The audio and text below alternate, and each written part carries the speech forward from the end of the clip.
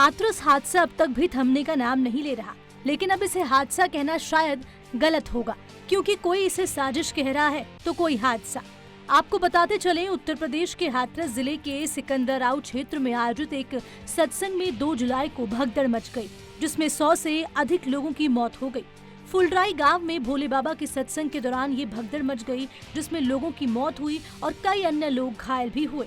अब लगातार इस मामले में कई खुलासे हो रहे हैं। इस हादसे को लेकर अब भोले बाबा उर्फ सूरजपाल के वकील एपी सिंह ने बड़ा दावा किया है। उन्होंने हादसे के पीछे की नई थ्योरी बताते हुए कहा कि कुछ लोगों के पास जहरीले स्प्रे थे, जिस वजह से लोगों को सांस लेने में दिक्कत हुई और इसी वजह से भगदड़ मची और इतने लोगों की जान गई।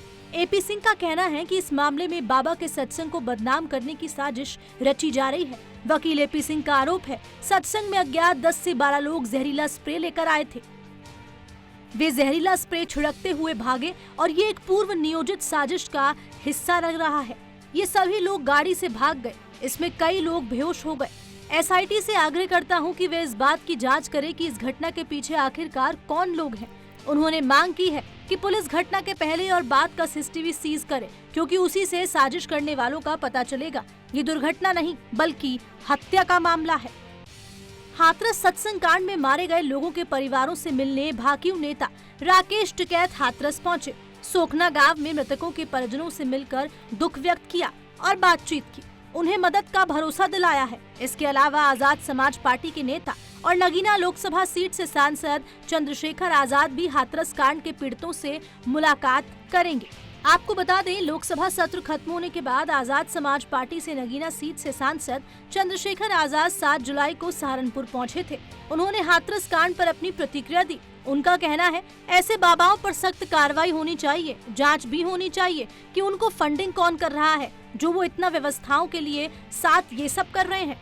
उन्होंने कहा, ये फेलियर है पुलिस प्रशासन और सरकार का। क्या इंटेलिजेंस बिल्कुल जीरो हो गई है? क्या उनको नहीं पता कि इतनी बड़ी संख्या में भीड़ इकट्ठा हो रही है? ऐसे बाबाओं पर जरूर कार्रवाई होनी चाहिए। फिलहाल मामले में पुलिस भोले बाबा के अन्य सेवादारों और कार्यक्रम के अन्य आयोजकों की तलाश में लगातार दबिश दे रही है। पुलिस ने कुछ अन्य लोगों को पूछताछ के लिए हिरासत में भी लिया हुआ है। मुख्य सेवादार मधुकर के पॉलिटिकल कनेक्शन और फंडिंग के मामले में भी पुलिस छानबीन में जुटी है। इस मामले में देव प्रकाश मधुकर के अलावा अन्य अज्ञात सेवादारों और आयोजकों के विरुद्ध मुकदमा दर्ज कराया गया था। मुकदमे में भोले बाबा का नाम नहीं था। पुलिस ने मधुकर पर 1 लाख रुपए का इनाम घोषित किया था। 2 दिन पहले पुलिस ने मधुकर को गिरफ्तार कर लिया। अब तक पुलिस इस पूरे मामले में 11 लोगों को गिरफ्तार कर चुकी है। इस सत्संग कमेटी में 78 लोग आयोजक थे। अब इस पूरी कहानी में एक और ट्विस्ट सामने आया, आप भी सुनकर चौंक जाएंगे। दरअसल बाबा ने पहले से घोषणा कर दी थी कि प्रलय आने वाली है, बहुत लोग मरेंगे, लाशें बिछेंगी। मीडिया रिपोर्ट्स की माने तो हाथरस हादसे के बाद सूरजपाल सिंह जाटव उर्फ भोले बाबा के सेवादार का एक ऑडियो सामने आया। इसमें वो कह रहा है कि बाबा ने कहा था आज प्रलय होगी, कई लोगों की मौत होगी। प्रलय हो भी गई, अपने आप ही लोग सड़क पर गिरने लगे और फिर लाशें भिज गई। सेवादार अपने दोस्त से कह रहा था, परमात्मा यानी भोले बाबा ने कह दिया था कि घबराने की जरूरत नहीं है।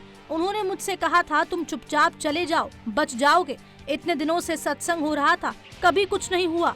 आज जो हुआ सब भोले बाबा की मर्जी से हुआ। जो बाबा से डरेगा, उनकी भक्ति करेगा, वही बचेगा। जो नहीं करेगा वो मर जाएगा। लगभग 4 से 4.5 मिनट का ये ऑडियो हाथरस कांड के थोड़ी देर बाद का बताया जा रहा है। पुलिस ने ऑडियो की जांच शुरू कर दी है।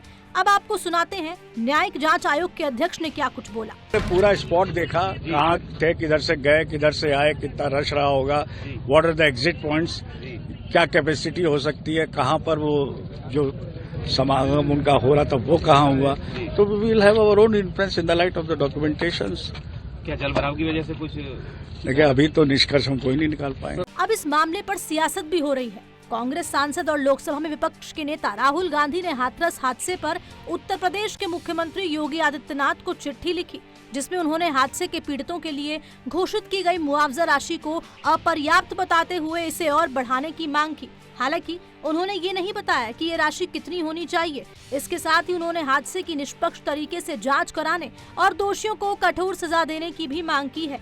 विपक्ष के नेता की हैसियत से लिखी चिट्ठी में राहुल गांधी ने जिन्होंने अपने को खोया है उसकी भरपाई तो संभव नहीं है, लेकिन प्रभावित परिवारों को हर संभव मदद देकर उनके दुख को हम कम कर सकते हैं। अब इस पूरे मसले में देखने वाली बात यह है कि आखिरकार किस तरह से इस पूरे मामले पर जांच की जा रही है, और अगर भोले बाबा के वकील का दावा है कि साजिश है तो इस पर बहुत ही गहनता से जांच होनी चाहिए। और वहीं दूसरी ओर अगर इस ऑडियो की बात को गहनता से सोचा जाए तो इस ऑडियो से निकलकर यही सामने आ पा रहा है कि उस पर भी जांच होनी चाहिए, क्योंकि इतने लोगों की जान जाना कोई मजाक की बात नहीं है।